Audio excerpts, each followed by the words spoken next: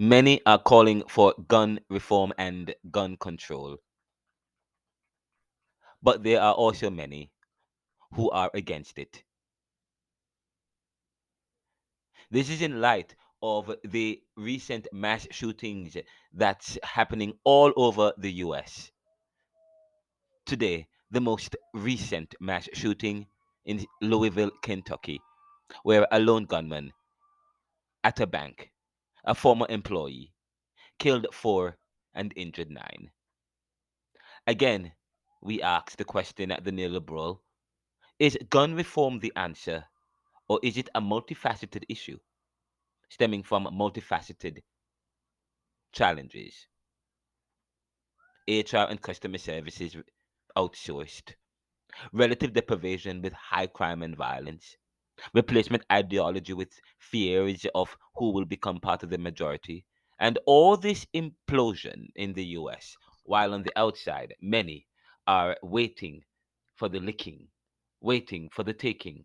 China, Russia, and the others are trying their best to weaken America while we remain divided. Let's listening on a press conference from Governor Beshear of Kentucky. Earlier, he spoke live to the press, and we have a bit of it for you.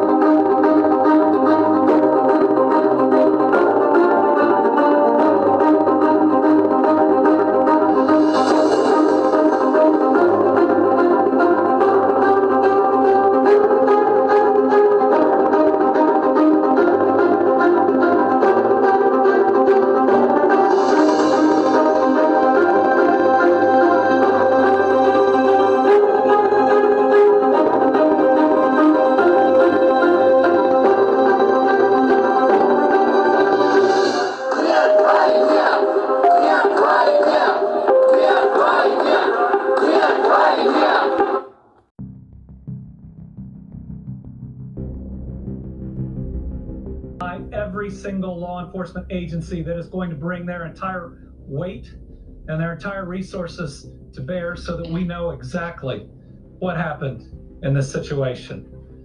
And you know, there are more first responders than the ones we've listed, because the team at U of L Hospital are first responders too. The first battle was stopping that gunman. The second is doing everything we can to keep those that have been wounded alive. And I want to say to this good doctor behind me, and we have worked together through pandemics and now this, that I'm really proud of what his team is doing. I was in a room where one of those families that are rightfully worried got an update. And it was one that was specific, but also provided with compassion. These doctors and nurses are fighting for the lives of our friends, of our family, and we are deeply grateful to them. I think what we need most right now, in a word, is love. I mean, just love. Love for these families. They're going to need it. I can tell you. I've talked to them. I'm very close with one of them. They are going to need that love, and we need love for each other. It seems like we argue so much in this country, so much anger. But I still believe that love and compassion and humanity can lead us to a better place. Now, this is hard. It's really hard the day after Easter. Now, Easter is about a rebirth, a better world, one where we're all supposed to work together to get there. One that's supposed to teach us love from a Savior that came. The world fell in love with him not because of his power, but for his compassion. And I believe what we can do, whether it's any faith or just your values, is ensure that today, more than anything, is about these families. Is about those families that are afraid they're going to lose their loved one, about those that have been through the worst and while may have survived, are going to bear the scars inside and outside today. It's got to be about them and the heroic actions of everybody who responded. And yes, I know, in the days to come, we'll talk about issues. But I think the thing that people get wrong after the most difficult of times and days, and as governor, I've had to see a lot of them, is that today I ought to be focused on my friend and on everybody else's friends and loved ones that are no longer with us. My faith teaches me that while the body is mortal, the soul is eternal. And so I know that I will see Tommy again. And I know that all of these families and friends in this community, we will be reunited in a better place without violence, without the senselessness and hurt that we feel today. We will get through this. We'll get through this together. It's the only way. We'll march forward. And my hope is that in honor of those that have fallen today or that may still fall, we can be better and we can do better. We can care about and love each other just a little bit more. Today, to honor those that have fallen and as so many families grieve, I'm ordering our flags statewide, fly half staff until Friday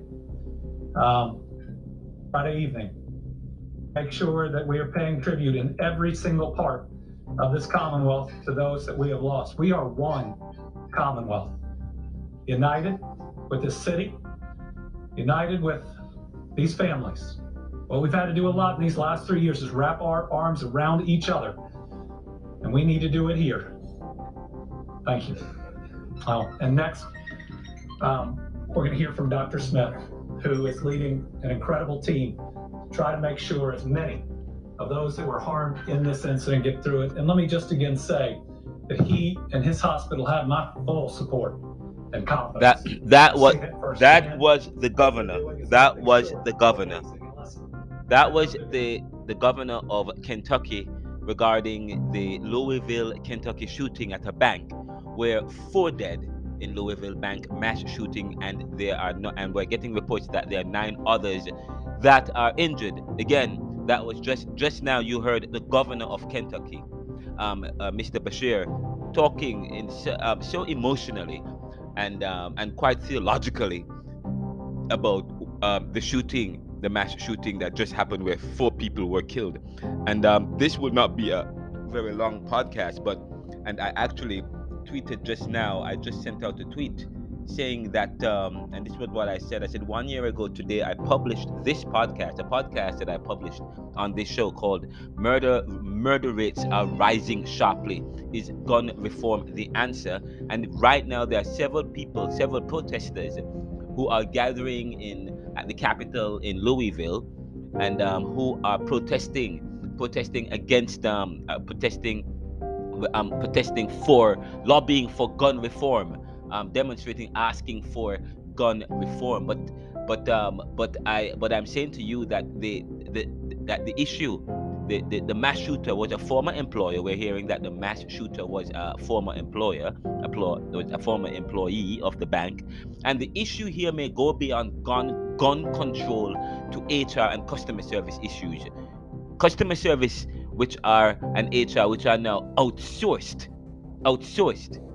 And I'm saying to you, and we did a podcast about the Monterey shooting. We also did one talking about CVPA, looking about relative deprivation in terms of the crime and the high crime rates in certain cities, vulnerable cities, city of black and brown cities, where there's a rise in crime. Gun violence is on the rise in these cities, but there's also mass shootings, which is also on the rise. And I believe that the gun became the number 1 killer of children in this and also America is the number 1 country where children have lost their lives to the gun. And so the answer is gun reform or gun control the answer? And I'm saying to you that if you look at all the latest mass shooting that has happened, a lot of it has to do with HR or customer service issues. And of course, the governor just now talked about love, and I talked about the issue of social decay, where we are moving away from this. It's as if there is no marriage between secularism and inspiration, okay, and a respect and a value for the other. I've talked about that, and that is why I've done some episodes on this show, trying to rescue this inspirational message that helped to develop the human conscience.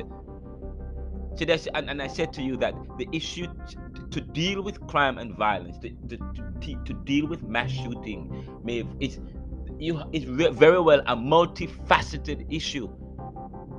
You look at what's going on in terms of companies and the last mass shootings that have taken place. The Monterey shooting, um, the 70-year-old was taking out a vendetta. One guy, some time ago, we hear about replacement ideology, extremism, multifaceted approach, a multifaceted issue. America is at a very vulnerable time, and we have to come together as a people. Because look what's going on in China, where it's as if they're setting the stage to weaken American power and might in this world. Okay, they are attacking not just America but also American allies. Okay, there's a lot going on, and I just published an article talking about AI. But there's much going on in the world right now, and America can't afford to be experiencing an implosion. We can't be internally. We have to strengthen our resolve as a country together and deal with some of the internal issues. And we cannot politicize the issue. And I said to you, we cannot, as soon as there is a problem in terms of a gun violence, the first thing we talk about is gun reform. That's not going to solve the issue, because the issue of gun reform goes across party lines. The gun issue is for some people, the gun represents something that is very important to them, protect family and so on. It's an entrenched in American culture. So it can't. The first response cannot be that something that people love, we want to take away. Okay, the issue goes beyond that, because the issue of violence is really goes beyond. The gun is just a tool. We have to speak to the human conscience and the decay that's occurring in society. This is the Neoliberal Podcast. Let's hear some more that's coming in from the news conference happening now. And that right there sticks, because they are weeping because someone decided that they wanted to take life today. And so, but with that, I'm very grateful and hopeful, and I'm thankful to the doctor for stabilizing so many that could have possibly lost their life.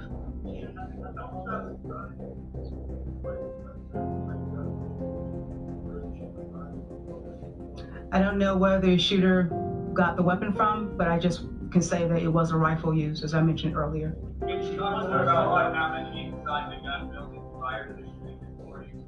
Repeat that again? Can you talk more about what happened inside the bank building prior to the shooting? Again, this is an ongoing investigation. And again, as like the governor has stated, we want to focus in on the families. We want to focus in right now what happened. And as this investigation continues to unfold, then we'll be able to reveal a little bit more.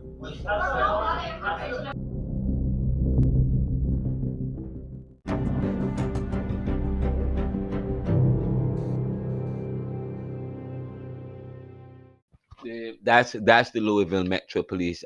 That's the press conference, and just some more report here. The active shooter update: the people who lost their lives today: Joshua Barrick, 40; Thomas Elliott, 63; Juliana Farmer, 45; James Tutt, 64. This is the Neoliberal Podcast, and again, I just for them, we have to also. It's a tragic time for the family who have lost their lives, but as a country, we have to look at what is going on in the country, and how we can come together to resolve some of these issues. And it goes beyond just looking again at the gun. Go beyond looking at the tool. And if you listen to the questions that the reporters are asking, the question, a lot of it is surrounding the gun. Now, they have not come up with, as I just said, determine a motive. But however, what we are hearing is that the gentleman is a former employee. Well, the person is a former employee, and he arrived at the bank at 8:30. The bank opens at 9 o'clock. Arrived at 8:30, and he knew exactly where to go. He went straight to the conference room, where all the managers, where the managers usually gather for their management meetings. And I used to be a banker myself. I see as a bank senior, a financial advisor, and a supervisor, one of the banks, of a bank here in Pennsylvania. And we usually have our meetings just around 8:30. There are several situations where there have been several mass shootings as a result of grudges that people are having, unresolved issues. Okay, and I'm going to tell you this: as a human being, I've had unresolved issues Even recently, it got to a boiling point where I was so upset. Yet if if I weren't a stable individual, then probably I would have been pushed to the edge to do things that people would not expect me to do because of unresolved issues. It's we are all human beings. Human beings are a human being is capable of anything. Okay, whatever human being can do, another human being can do. And so, as a result, what is it that holds us? It's certain morals, certain values. Yes, certain things that we develop and erect in our lives that will help to mitigate violent um, uh, reactions.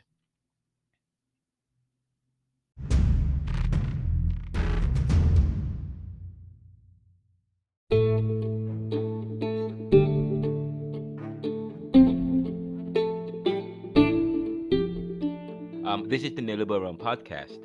And by the way, we just have a major, and I have a major announcement, and I actually tweeted it earlier, a major announcement as it relates to my first book. I just want to let everyone know that as it relates to neoliberalism, globalization, income inequality, poverty, and resistance, I have a major announcement that neoliberalism, globalization, income inequality, poverty, and resistance, book one, is being revised to make two date edits, correct minor formatting and typo issues, and to update the copyright page. Palmetto Publishing will take over printing and distribution, and as such, will meet our market in Jamaica and the Caribbean. The book will still be available by our online partners, but will be updated to include the changes. We will no longer work with Ingram Spark as our global print and distribution partners. The book will still be available globally. The changes should take effect by May or June of 2023. Now, as it relates to Neoliberalism Book 2, entitled Neoliberal Globalization Reconsidered, Neoliberal Capitalism and the Death of Nations, that is being peer-reviewed and edited and will be published by summer of this year.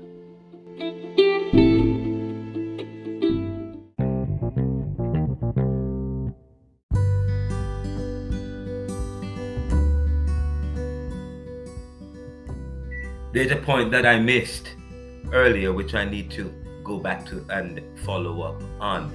I was making a point earlier as it relates to the fact that as it relates to violence in Black and brown communities in the UK and US stemming from relative deprivation. And I wanted to make the point from that, saying that therefore we are everywhere influenced and affected by some amount of violence, from colonization to emancipation and current aggressions and invasions in the world today. So how effective is violence a tool for change? And what is the solution to all this violence? Laws that have attempted to limit gun access have been met with strong opposition from powerful gun lobbyists and their supporters in the seat of government in the US. And restrictive laws that limit access to guns in Jamaica have only created a burgeoning black market without any end to its levels of violence. In addition, video games, media, and celebrities praise the gun, which continues to condition this affinity for guns and easy retreat into violence. So the answer must lie with love, which expresses itself in sacrificial and constructive mechanisms.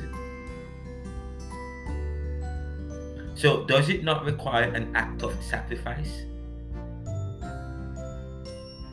A character that seems to be outside of human nature given the fall. Because people cannot fathom any utopia or society of charity based on sacrifice and love while having a perfect competitive society leading to advances. Humanity cannot envision a society of equal human beings sharing their life with the other. For we have been so damaged by colonization and acts of terrorism and discrimination in every corner. Humans are suspicious of themselves and each other and each other, and therefore lack any will or room for such progress. We pause here, and when we come back, I will get into the discussion, this anthropological experience as it relates to boys in the hood and the need of positive male influence in their lives. We'll be right back after this.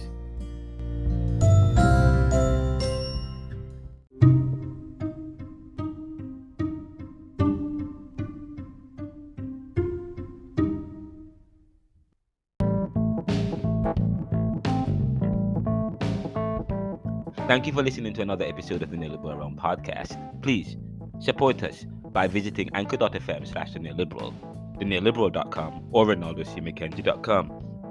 Share the show with your friends. Let us know how we're doing. Participate in the community page. And please donate to us at anchor.fm/theneoliberal/support. What good?